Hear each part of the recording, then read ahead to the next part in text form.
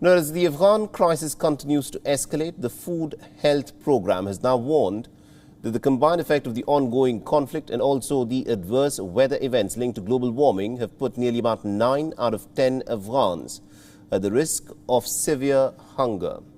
The recent findings has come as the country is facing an extremely and uncertain future following the takeover of the country by the Taliban.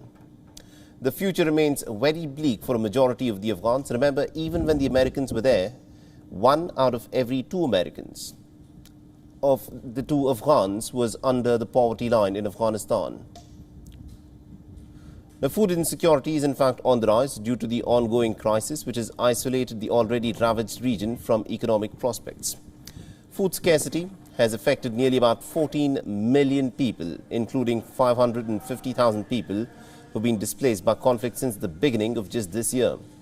Now, according to the latest World Food Programme report, 3 out of 4 households are in fact using extreme coping mechanisms, such as skipping meals to stock up on food. The United Nations body also conducted a telephone survey from 17th of June till the 5th of September, asking random households about their food habits. Now, the agency has reported a marked difference between the period following the US withdrawal and also of the Taliban takeover. The surveys we were doing before the 15th of August indicated that 81% of households were not consuming sufficient food. After the 20th of August, up until the 5th of September, that number went up to 93%.